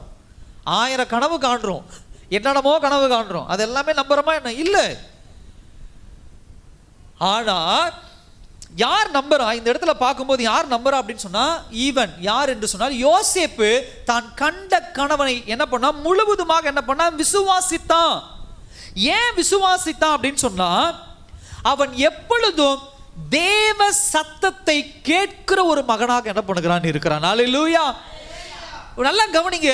உங்க சொப்பனங்களை நீ நம்புகிற பிள்ளைகளா மாறுவீங்க. எப்ப மாறுவீங்க அப்படின்னு சொன்னா, தேவ சத்தத்துக்கு எப்பொழுது கவனம் கொடுக்கிற பிள்ளைகளா இருக்கிறீங்களோ, தேவ சத்தத்துக்கு எப்ப முதன்மையான இடம் கொடுக்கிறீங்களோ, அப்பொழுது நீங்கள் காண்கிற கனவுக்கும் பதில் உண்டுன்னு என்ன பண்ணுவீங்க? நம்புவீங்க. அல்லேலூயா. நீங்க உலக பிரகாரமான ஒரு சண்டை, உங்களுக்கு எழுத்து வீட்டுக்காரனுக்கு ஒரு சண்டை நடந்துகிட்டே இருக்குது அப்படின்னு சொன்னா, உங்க கனவெல்லாம் எப்படி இருக்கும்? நம்ம கனவெல்லாம் ஏன் கனவுன்னு வச்சுக்கோங்க. நம்ம கனவு எப்படி இருக்கும்? திடீர்னு ஒரு நிலநடுக்க வந்து அவங்க வீடு மட்டும் உள்ள போயிருது. கனவு இதான கனவு, ஆமாவா இல்லையா? திடீர்னு என்ன பண்ணிருது? அவங்களுடைய தொழில் எல்லாம் என்ன பண்ணிருது? முடங்கி போயிடுது. நம்ம கண்ணில் காண்கிற கனவு தான். ஏன்னா எதை நாம் ஆழமாக சிந்தித்து கொண்டு இருக்கிறோமோ அதுதான் கனவா என்ன பண்ணுது, சில நேரங்களில் வெளிப்படுது. அப்போ நம்முடைய சிந்தனை எல்லாம் என்ன இருக்கு, பணம் பணம் பணம் பணம், வீடு கட்டணும் வீடு கட்டணும். நைட்டு தூங்கும் போது எந்திரிச்சு போடு 5000 சதுரடி வாங்கி வீடு கட்டி, அந்த பக்கம் அது வாங்கி, இந்த பக்கம் இதை நிறுத்தி, அந்த பக்கம் ஜேசிபி, இந்த பக்கம் ஏரோப்ளைன், இந்த பக்கம் முன்னாடி 2 ஹெலிகாப்டர், 2 யானை, எல்லாம் அப்படிதான் கனவு வரும். காலையில் இருந்து என்ன ஒரு கனவு, யானை நிற்கிது என் வீட்டுக்கு முன்னாடி, இந்த பக்கம் ஜேசிபி நிற்கிது, அந்த பக்கம் 2 லாரி நிற்கிது, ஹெலிகாப்டர் நிற்கிது வீட்டுக்கு மேலே. ஆண்டவர் எனக்கு இப்படி ஆசீர்வாதத்தை, ஆண்டவர் ஆசீர்வாதத்தை அப்படி கொடுத்தாரு இல்லை, எதை சிந்தித்து கொண்டு இருக்கிறோமோ அதான். அப்ப நீங்க கவனிக்க வேண்டிய விஷயம், யோசேப்பு எப்பயுமே என்ன பண்ணி கொண்டு இருக்கிறான், தேவனோடு இருக்கக்கூடிய ஐக்கியத்துல ஸ்ட்ராங்கா இருக்கான். அப்ப வந்தது போனது கண்டது கெட்டு போனது இந்த கனவுகள் அவனுக்கு வராது. அவனுக்கு தெரியும் தரிசனத்திற்கு உண்டான வேல்யூ. இன்னொரு பிளஸ் பாயிண்ட் என்ன அப்படின்னா, இன்னொரு ஆச்சரியப்படத்தக்க விஷயம் என்ன அப்படின்னா, பழைய ஏற்பாட்டு யோசேப்பினுடைய ஆசீர்வாதமும் சொப்பனம் தான், புதிய ஏற்பாட்டினுடைய யோசேப்பினுடைய ஆசீர்வாதமும் என்ன, தரிசனம் தான், கனவு தான். 2 பேரும் இந்த ஈக்குவாலிட்டியை நம்ம என்ன பண்ண முடியுது, நம்ம பார்க்க முடியுது. சகோதர சகோதரியே, நீங்க கர்த்தரோடு இருக்கக்கூடிய உறவை என்னைக்கு முக்கியத்துவம் கொடுக்கணும். ஒரு சண்டை, ஒரு பிரச்சனை, ஒரு போராட்டம், ஒரு நிந்தனை, அதையே போட்டு புலம்பிக்கிட்டே இருந்தீங்க, அதையே போட்டு போராடி கொண்டே இருந்தீங்க அப்படின்னா, தேவன் உங்களோடு பேசுவதை, கர்த்தர் உங்களோடு இடைபடுவதை நீங்க என்ன பண்ண முடியாது, ஒரு நாளும் என்ன பண்ண முடியாது, புரிந்து கொள்ள முடியாது. கர்த்தர் உங்களோடு வெளிப்படும் போது, கர்த்தர் உங்களோடு பேசும்போது, நீங்க தேவன் மீது நல்ல பக்தி வைராக்கியம் கொண்ட பிள்ளைகளா இருக்கிறீங்க, தேவன் மீது நல்ல ஒரு ரிலேஷன்ஷிப்ல நல்ல உறவுல உள்ள பிள்ளைகளா இருக்கிறீங்க அப்படின்னு சொன்னா, கர்த்தர் என்ன சொன்னாலும் அது கர்த்தராலே கூடும், தேவனாலே கூடும். தேவன் கட்டுப்பாட்டுல தான் எல்லா விஷயம் இருக்குது என்பதை தெளிவா நம்ம அறிந்து வைத்திருப்போம். அல்லேலூயா. அது தெளிவா புரிந்துக்கணும். அடுத்தது ரெகக்னைஸ் பண்றது, அறிந்து கொள்ளுதல். தேவ சத்தத்தை அறிந்து கொள்ளுகிற பிள்ளைகள் யார் என்று சொன்னால், யோசேப்பை போல நீதிமானா இருக்கிற பிள்ளைகள் தான் அறிந்து கொள்ள முடியும். இல்ல அல்லேலூயா. இல்லைன்னா மனுஷ சத்தத்தை அறிந்துக்குவீங்க, நீங்க உங்க மாம்ச சத்தத்தை அறிந்து கொள்ளுவீங்க, பிசாசானவன் சத்தத்தை அறிந்து கொள்ளுவீங்க, எதிர் வீட்டுக்காரனுடைய சத்தத்தை அறிந்து கொள்ளுவீங்க. ஒருபோதும் தேவ சத்தத்தை அறிந்து கொள்ள முடியாது. ரைட் ரிலேஷன்ஷிப் வித் காட், தேவனோடு இருக்கக்கூடிய உறவு பலப்படும் பொழுதுதான் கர்த்தர் பேசுகிற விஷயத்தை எல்லாம் அறிந்து கொள்ளுவீங்க. ஏனென்று சொன்னால், கர்த்தர் ஒரே மாடுலேஷன்ல இல்ல ஒரே மாதிரி பேசுகிறவர் அல்ல. அல்லேலூயா. மரியாளோடு ஸ்ட்ரைட்டா பேசின ஆண்டவர், சகரியாவோடு நேராக பேசின ஆண்டவர், அதே போல மேய்ப்பர்களோடு நேராக பேசின ஆண்டவர் யோசேப்போடு தரிசனத்தில் பேசுகிறார். செயல்பாடுகள் மூலியமா பேசலாம்.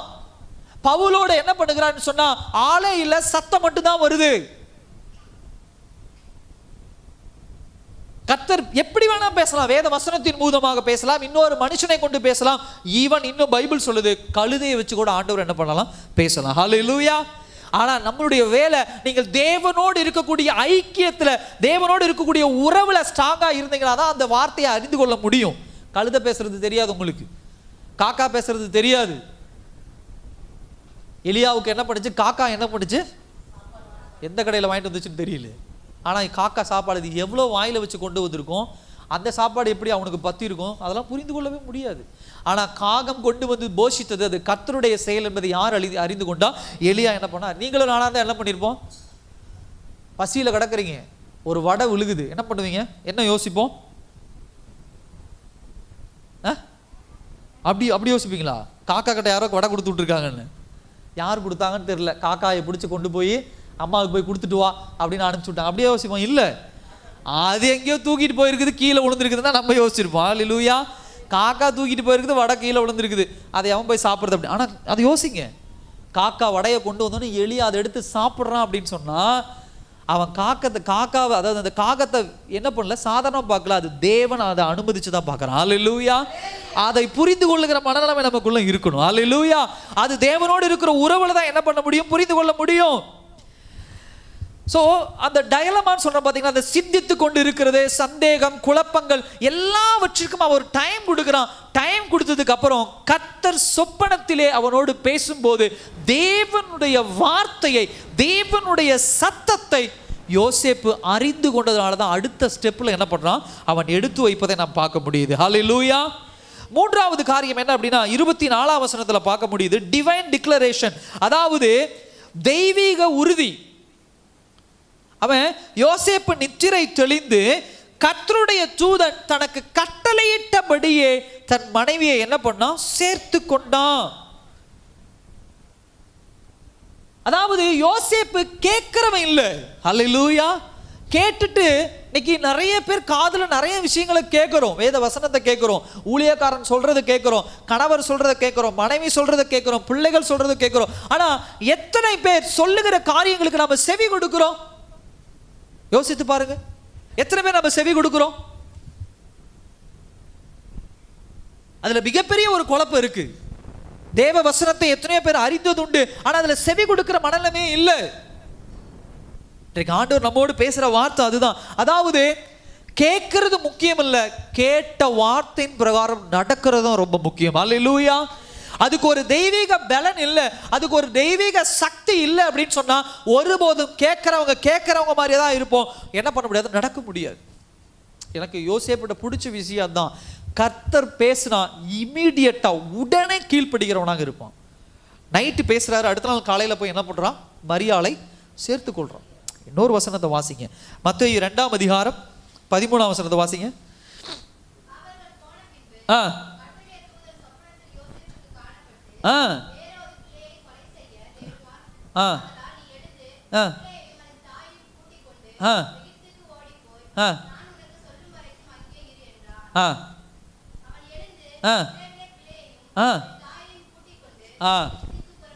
ஹல்லேலூயா. யோசேப்புக்கு இருந்த ரொம்ப பிளஸ் பாயிண்ட் அதான். ஏன் நமக்கு ஒரு கேள்வி இருக்கு, ஏன் ஆண்டவர் யோசேப்பை தேர்ந்தெடுத்தார்? ஏன் ஆண்டவர் பேதுருவை தேர்ந்தெடுத்தார்? ஏன் அப்போஸ்தலனாகிய பவுலை தேர்ந்தெடுத்தார்? ஏன் ஆண்டவர் உங்களை தேர்ந்தெடுத்தார்? ஏன் என்னை தேர்ந்தெடுத்தார்னா எல்லாவற்றுக்கும் ஒரு காரணம் உண்டு. மரியாளை ஏன் ஆண்டவர் தேர்ந்தெடுத்தார்? ஒரு காரணம் உண்டு. யோசேப்பை ஏன் ஆண்டவரை தேர்ந்தெடுத்தார்னா எந்த விஷயத்தை ஆண்டவர் சொன்னாலும் கேள்வி கேட்காம கீழ்ப்படுகிறவன். அல்லேலூயா. கேள்வி கேட்காம அடுத்த நிமிஷம், ஏன் ஆண்டவரே, எதுக்கு ஆண்டவரே, எப்படி ஆண்டவரே, யார் மூலமாய் ஆண்டவரே, நீங்களே பெரிய கடவுள் தானே, ஏரோதுக்கு நாங்கள் ஏன் பயப்படணும், பிறந்த குழந்தைய கடவுள் தானே, அதை எப்படி கொல்ல முடியும், பரிசுத்த ஆவியானவர் எப்படி மரியாளுடைய வயிற்றுல அந்த ப்ராசஸ் என்ன ஆண்டவரே? அல்லேலூயா. இன்னைக்கு நீ ஆண்டவர் ஏதாவது ஒரு விஷயம் சொன்னா கேட்குற ஒரு விஷயம் என்னன்னா, ஆண்டவர் அது எப்படி மாறுது, அது எப்படி நடக்குது, அது என்ன பண்றது? சகரியா மாதிரி உட்காந்துட்டு ஏதாவது ஒரு அடையாளத்தை காட்டுங்க ஆண்டவரே, இது ஏதாவது ஒன்று காட்டுங்க, ஏதாவது ஒரு எக்ஸாம்பிள் காட்டுங்க, ஏதாவது ஒரு உதாரணத்தை காட்டுங்க. அல்லேலூயா. தெய்வீக வார்த்தை நம்மை தேடி வருதுன்னா அதுக்கு ஒருபோதும் என்ன கிடையாது, தேவை கிடையாது, அதுக்கு உறுதி தேவை கிடையாது. அல்லேலூயா. இது இப்படிதான் நடக்கணும், அப்படித்தான் நடக்கணும் அப்படிங்கிற என்ன கிடையாது, உறுதி தேவை கிடையாது. அடுத்த ஒரு விஷயம் யோசேப்பிட்ட நீங்க கவனிக்க வேண்டிய விஷயம், தேவனுடைய சத்தம் கேட்ட உடனே, தேவனுடைய வார்த்தை அவன் ரெகக்னைஸ் பண்ண உடனே 21ஆம் அதிகாரத்தில் பாருங்க, 20ஆம் வசனத்துல பாருங்க, அந்த சொப்பனம் வந்த உடனே 23ஆம் வசனம் 22ஆம் வசனம் பாருங்க, யோசேப்பு எழுந்து தன் தகப்பனிடத்தில் சென்று தன் தரிசனங்களை விளக்கி தன்னுடைய மாமா சித்தப்பா எல்லாரிடத்திலையும் சொல்லி அவன் உறுதிப்படுத்தி கொண்டு, அப்படியே போட்டிருக்கு.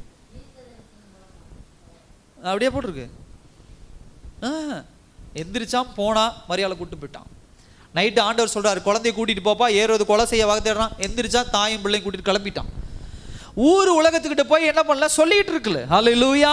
சகோதர சகோதரியா, ஒரு காரியத்தை நீங்க தெளிவா புரிந்து கொள்ளணும். என்ன அப்படின்னு சொன்னா, கர்த்தர் உங்களோடு இடைபடுறாருன்னு சொன்னா ஒருபோதும் வெளியில போய் யாருக்கிட்டையாவது உறுதி கேட்டுட்டு இருக்க வேண்டிய அவசியம் கிடையாது. அல்லேலூயா. இது சரியா ஆண்டவரே, இது தப்பா ஆண்டவரே, இல்லை அவர்கிட்ட போய் ஆண்டவர் என்னோட பேசினார், இது சரியா, இதை இப்படி பண்ணலாமா, அதை அப்படி பண்ணலாமா, இது இங்க வாங்கலாமா, அது அங்க வாங்கலாமா. கர்த்தர் உன்னோடு பேசுகிறார்னா சடனா உடனடியாக எழுந்து என்ன பண்ணிடணும், கிளம்பிடணும், உடனே அதை செஞ்சிடணும். யோசேப்பு அடுத்த ஒரு பிளஸ் பாயிண்ட், ஆண்டவருக்கு தெளிவாக தெரிஞ்சது, வேற யாராவது இந்த இடத்துல சூஸ் பண்ணோம்னா போய் அவங்கள கேட்கணும், சொந்தக்காரங்களை கேட்கணும், பக்கத்து வீட்டுக்காரங்க கேட்கணும், இல்லை இதில் எக்ஸ்பர்ட் யாரு, டாக்டர்கிட்ட போய் உட்காந்து, ஏங்க டாக்டர், கடவுள் சொன்னார் என்கிட்ட பரிசுத்த ஆவியின் மூலமாக குழந்தை உருவாக முடியுமா, அதை ஸ்கேன் பண்ண முடியுமா, அதை டிஎன்ஏ டெஸ்ட் பண்ண முடியுமா. நம்ம அறிவாளிகள். அல்லேலூயா. நம்முடைய அறிவெல்லாம் எப்போ பயன்படுத்துவோம்னா ஆண்டவர் வாக்குத்தத்தம் கொடுக்கும்போது தான் அறிவை பயன்படுத்துவோம். ஆசீர்வாதத்தை, இந்த காரியத்தை செய்யறேன்னா, எப்படி ஆண்டவரே, ஒன்றும் இல்லையே, எப்படி ஆகும், இது நடக்குமா, இது நடக்காதா, அவங்க வருவாங்களா, என் வீட்டுக்காரர் மனம் திரும்பி வருவாரா, என் மனைவி மனம் திரும்பி வருவாங்களா, என் குடும்பத்தாட்கள் மனம் திரும்பி வருவாங்களா, நான் சம்பாதிக்கிற காசு 5000 ரூபாய், இதை வச்சுட்டு என்னால் வீடு வாங்க முடியுமா, இதை வச்சுட்டு எனக்கு என் வாழ்க்கையில் அடுத்த கட்டத்தை நோக்கி நான் நகர முடியுமா? உலக மனுஷன் பேசுறதுல கேள்வி கேட்கறது இல்லை. ஆனா தேவ வசனத்துக்கு மட்டும் கேள்வி எங்கிருந்து வருதுன்னு தெரியல. தேவ சத்தியத்துக்கு மாத்திரம் என்ன பண்றது, கேள்வி எங்கிருந்து வருதுன்னு தெரியல. தேவனுடைய ஞானம் வெளிப்படும் பொழுது ஒருபோதும் உலக ஞானத்தை நாம் என்ன பண்ணக்கூடாது, தேடக்கூடாது. ஹல்லேலூயா. எத்தனை பேர் இதை புரிந்து கொள்றீங்க? தேவ சத்தத்தை கேட்கும் போது உலக ஞானத்தை தேடக்கூடாது. கர்த்தருடைய ஞானம் வெளிப்படும் போது உலக ஞானம் நமக்கு என்ன கிடையாது, தேவை கிடையாது. அக்கம் பக்கம் போய் விசாரிச்சுட்டு இருக்காதீங்க. உங்க குடும்பத்துல கர்த்தர் ஒரு காரியத்தை செய்யறாருன்னா அக்கம் பக்கம் போய் கர்த்தர் உன்னோடு இடைபடுறாரு, நைட்டு கிளம்புனா கிளம்பிரு, தூக்கி எறினா தூக்கி எரிஞ்சிரு. அது ஆண்டவர் உனக்கு வேண்டானா, அது எவ்வளவு பெரிய ப்ராஃபிட்டா இருந்தாலும் எவ்வளவு பெரிய லாபகரமான செயலா இருந்தாலும் தூக்கி எரிஞ்சிடணும். இது உனக்கு ஆகாது, தூக்கி எரிஞ்சிரு. பெரிய பிளஸ் பாயிண்ட் யோசிக்கப்பட்டிருக்கிற ஒரு விஷயம் அதுதான். கடைசி ஒரு காரியத்தை சொல்லி நான் முடிக்க விரும்புகிறேன். யோசேப்பினுடைய மனநிலைமை ரொம்ப முக்கியம். கீழ்ப்படிதலுக்கு உண்டான ஒரு டிட்டர்மினேஷன் சொல்லுவாங்க. தேவனுக்கு கீழ்ப்படிய வேண்டும் என்கிற ஒரு அர்ப்பணிப்பு. ஹல்லேலூயா. கீழ்ப்படிதல் அர்ப்பணிப்பு இல்லாம வராது. அதான் ஃபர்ஸ்ட் பாயிண்ட். என்ன அப்படின்னு சொன்னா, தேவ திட்டத்திற்கு முழுவதுமாக நம்ம என்ன பண்ணணும், அர்ப்பணிக்கணும். தேவ திட்டத்தை இந்த உலகத்திலே அர்ப்பணித்து செயல்படும் பொழுது சில விஷயங்களை உங்க வாழ்க்கையில் விட்டு கொடுக்கணும். அதுல ஒரு சில காரியங்களை சொல்ற பாருங்க. முதலாவது, ஒருவேளை உடனடியாக யோசேப்பு மரியாளை திருமணம் செய்து கொள்றாருன்னா முதல் காரியம் உலகப்பூர்வமா என்ன அப்படின்னு சொன்னா, யூத நியாய பிரமாணத்தின்படி, யூத கலாச்சாரத்தின்படி அவர்களுடைய கஷ்டம், அவங்களுடைய கலாச்சாரத்தை மீறுகிற ஒரு விஷயம். அல்லேலூயா. யாருக்கு குழந்தைனே தெரியல, யாரோ பெற்ற குழந்தைக்கு நீ எதுக்கு போய் அப்பனாகிற? இது அவங்களுடைய கலாச்சாரத்திலே பாவம், சாபம், விபச்சாரம், கல்லெறியப்பட்டு கொலை செய்யப்பட வேண்டியவள். இது எல்லாத்தையும் யார் மீறரா? யார் மீறரா? யோசேப்பு மீறான். எல்லாவற்றையும் என்ன பண்ண, ஏன் ஆண்டவர் அவனோடு என்ன பண்ணியிருக்கிறார், பேசி இருக்கிறார். இரண்டாவது விஷயம், அவனுடைய ரெப்புடேஷன், அவனுக்கு இருக்கக்கூடிய கனத்தை இழந்து மரியாளுடைய கனத்தை பாதுகாக்கிற ஒரு மகனா இருக்கிறான். ஹல்லேலூயா. நல்லா கவனிச்சு பாருங்க. நாளைக்கு ஒருவேளை இந்த விஷயம் வெளியே வந்தா யோசேப்பினுடைய கனம் இழந்து போகும். ஏடா இவ்வளோ கேவலமானவனாடா நீ, உன் குடும்பம் என்ன, ஏதாவது ஒரு தப்பு யாராவது உங்க வீட்டில் பண்ணிட்டு சொல்லுவாங்க, உன் குடும்பம் என்ன, உன் கோத்திரம் என்ன, உன் ஊர் என்ன, உன் கலாச்சாரம் என்ன, இது எப்படா போய் செஞ்ச, உன் குடும்பத்தில் இப்படிப்பட்ட காரியம் எப்படி நடந்தது, ஊர் உலகம் பேசுது பார்த்தீங்களா? இப்படிப்பட்ட ரெப்புடேஷன், அவனுடைய ரெப்புடேஷன், அவனுடைய கணத்தை இழந்து யாருடைய கணத்தை சேர்த்து கொள்றான்? மரியாளுடைய கணம். நல்லா கவனித்து பாருங்க. ஊர் உலகத்துக்கு தெரியவே தெரியாது. இன்னைக்கு நம்ம பைபிள் படிக்கிறோம், நம்ம கிட்ட ஃபுல் பிக்சர் இருக்கு, முழு வேதாகமம் இருக்குது, இயேசு கிறிஸ்து எப்படி மரியாளுடைய வயிற்றுல உருவானான்னு சொல்லி. ஆனா அங்க யாருடைய கையிலும் அது கிடையாது, தெரியாது. மரியாளுக்கு தெரிந்த விஷயம், ஒருவேளை எலிசபெத்துக்கு தெரிந்த ஒரு விஷயம், ஒருவேளை மோசேக்கு தெரிந்த விஷயம், உங்க 3 பேருக்கு மாத்திரம் தான் தெரிந்த ஒரு விஷயம், யாருக்குமே தெரியாது. இப்படிப்பட்ட ஒரு விஷயத்த அவன் என்ன பண்றான், ஒருவேளை நாளைக்கு வெளிப்பட்டா எவ்வளவு பிரச்சனை. மரியாளை எத்தனை பேர் கேவலமா பேசுவாங்க, கல்லெறிஞ்சு கொல்லப்பட வேண்டியவள். ஒருவேளை யோசேப்பு ஆண்டவர் பேசியும் இல்லை நான் எதுக்கும் ஆசாரியன் ஊர் பெரியவர்கிட்ட போய் கேட்டு வந்தாரு, ஆசாரியங்கிட்ட போய் நான் கேட்டு வந்தாருன்னா முடிச்சு எல்லாத்துலேயும் விஷயம் பரவிருக்கும். கடைசி வரைக்கும் யாருக்கும் தெரியல. ஏன்? யோசேப்பு கர்த்தரை நம்பினான். ஹல்லேலூயா. கர்த்தர் சொன்ன உடனே என்ன பண்ணா, கீழ்ப்படிந்தான். அடுத்த ஒரு விஷயம் என்ன அப்படின்னு சொன்னா, இயேசு கிறிஸ்து பிறக்கிற வரைக்கும், அந்த 25ஆம் வசனம் பாருங்க, அவள் தன் முதற் பேரான குமாரனை பெருமளவும் அவளை அறியாதிருந்து. ரொம்ப ஆழமான ஒரு பாயிண்ட். அறியாதிருந்து அப்படின்னு சொன்னா என்ன அர்த்தம் தெரியுங்களா? ஒரு கணவனுக்கும் ஒரு மனைவிக்கும் இருக்கக்கூடிய மாம்ச உறவு இருக்கு பார்த்தீங்களா, அந்த உறவு இயேசு கிறிஸ்து பிறந்து வர வரைக்கும் அந்த உறவை அவன் தவிர்த்துட்டான். ஹல்லேலூயா. அந்த உறவை தவிர்த்துட்டான். இதெல்லாம் சும்மா சொல்லிட்டு போக முடியாதுங்க. திருமணமாகி ஒரு பொண்ணை கையில் கொடுத்ததுக்கு அப்புறம் நடக்க வேண்டிய காரியங்கள் நடக்காம அதை தற்காத்து கொள்ளுகிற ஒரு மனுஷன் இருக்கான் பார்த்தீங்களா, வைராக்கியத்தோடு. அதெல்லாம் சாதாரண விஷயம் கிடையாது. இப்போ தெரியுதா, 17 வயசு. வயசு எத்தனை வயசு? வாலிப வயது. வாலிப வயதுல எப்படி தன்னை தற்காத்து கொண்டா பாருங்க. கஷ்டம். அதெல்லாம்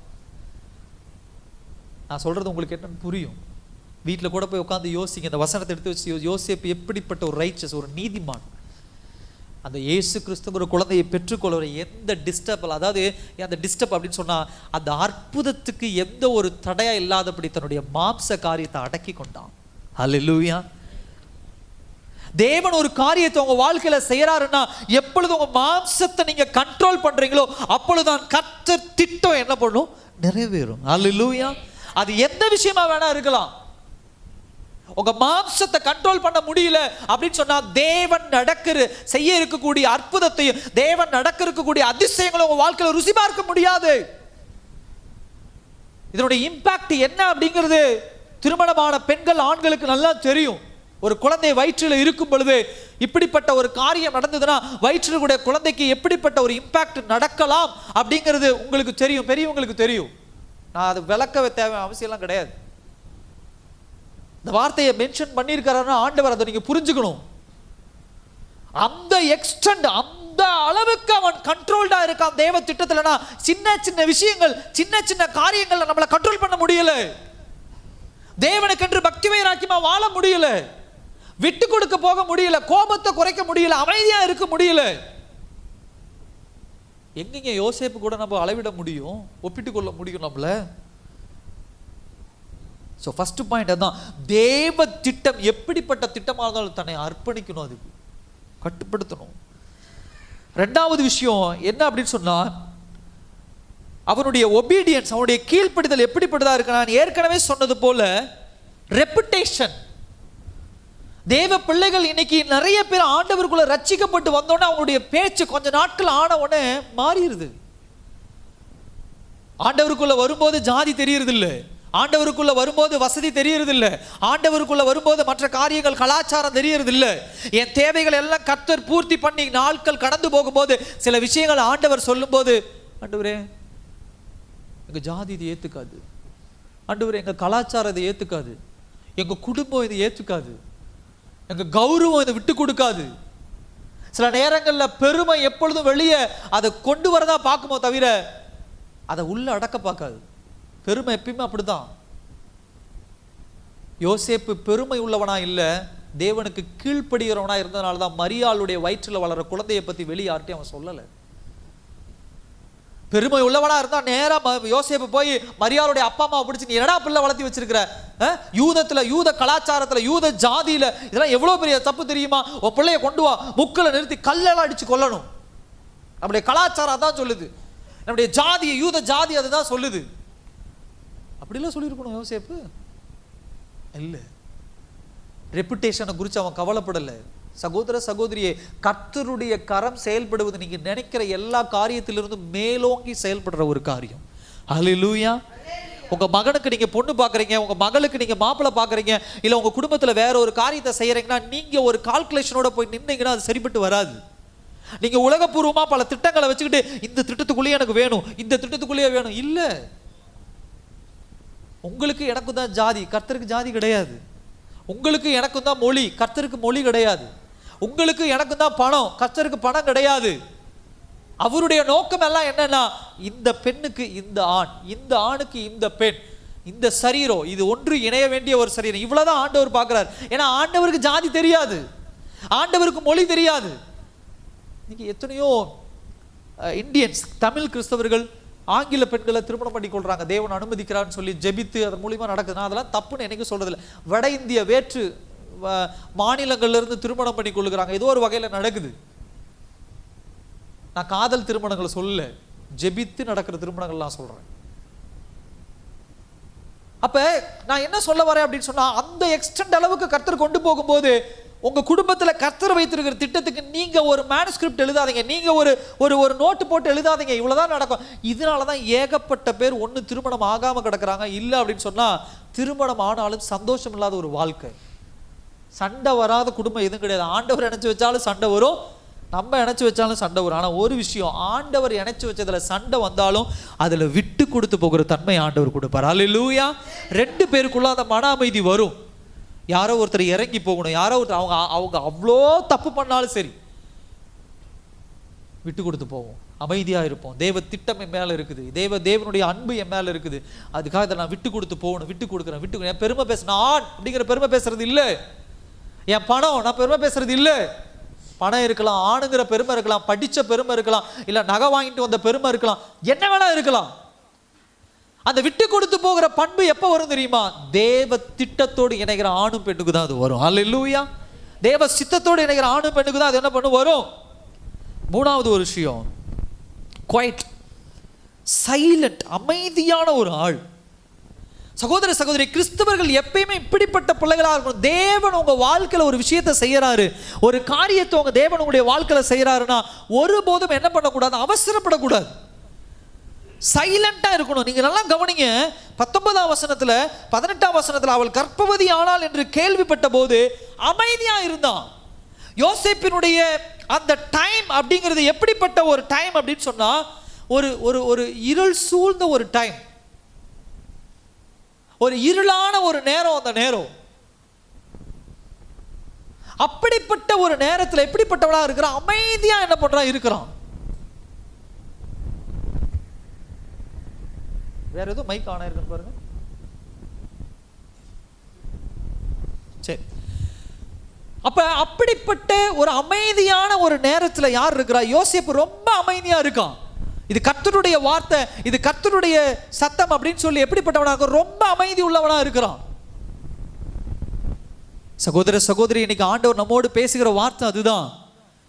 தேவ திட்டங்கள் வெளிப்படும் போது, தேவ சத்தியங்கள் வெளிப்படும் போது ரொம்ப அமைதியா இருக்கணும், சைலண்டா இருக்கணும். ரொம்ப இந்த பாப்கார்ன் சொல்லுவாங்க, அப்படியே பஃப்டப் ஆகுது அப்படின்னு சொல்லுவாங்க, அப்படியே என்ன பண்றது, அப்படியே பொங்கி வர மாதிரி எல்லா விஷயங்களையும் என்ன பண்ணக்கூடாது, இருள் சூழ்ந்த நேரத்தில் பண்ணக்கூடாது. கடைசி ஒரு விஷயத்தை சொல்லி நான் முடிக்க விரும்புகிறேன்.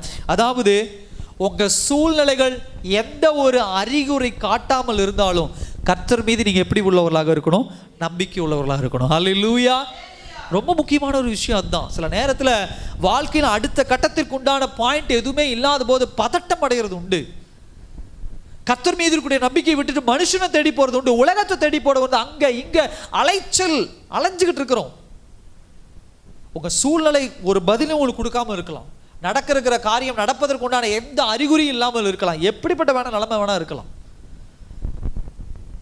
ஆனால் ஒரு விஷயத்தை புரிந்து கொள்ளுங்க, கர்த்தர் உங்களோடு இடைப்படும் போது, தேவன் உங்களோடு இடைப்படும் போது, கர்த்தர் மீது நம்பிக்கை உள்ளவர்கள் அப்படியே சொல்லுவாங்கல்ல, மயான அமைதி அப்படிம்பாங்க, அது மாதிரி எதுவுமே நடக்காமல் எவ்வளவு நாள் இருந்தாலும் அமைதியாக காத்திருக்கணும். அல்லேலூயா. நான் சொல்கிற விஷயம் உங்களுக்கு புரியும். நீங்கள் கேட்குற விஷயம், நீங்கள் ஜெபிக்கிற விஷயம், நீங்கள் ஆண்டவர்கிட்ட கேட்டுக்கொண்டு 1 வருஷம் 2 வருஷம் 5 வருஷம் 10 வருஷம் 20 வருஷம் அமைதியாக இருங்க. உங்கள் லைஃப்பை சஸ்டெயின் பண்ணுறதுக்கு, உங்கள் வாழ்க்கை வாழ்வதற்குண்டான சூழ்நிலைகளை ஆண்டவர் சரியாக வச்சிருக்கிறார், அதில் குறைபாடு இல்லை. சாப்பாடு இல்லாமல் கிடையாது, வேலை இல்லாமல் கிடையாது, குடியிருக்க வீடு இல்லாமல் கர்த்தர் ஒருபோதும் கைவிடலை. இதெல்லாம் ஆண்டவர் கொடுத்துருக்கிறார். இதை தாண்டி கேட்குற விஷயங்களில் சில அமைதி இருக்கலாம், காத்திருங்க, கர்த்தர் நடத்துகிறவராக இருக்கிறார். அல்லேலூயா. இப்போ சொல்லுங்க, எத்தனை பேர் யோசேப்பை பார்க்க ஆர்வமாக இருக்கிறீங்க? இன்னும் கொஞ்சம் சத்தமா அல்லேலூயா. யோசேப்பை பார்க்க ரொம்ப ஆர்வம். இப்படியா? அதெல்லாம் முடியாது, என்னாலலாம் முடியாது. அப்படிப்பட்ட பலன் எனக்கு வேணும். எல்லாரும் கண்ண மூடி ஆண்டவர்கிட்ட கேட்கலாமா அந்த நாளில்?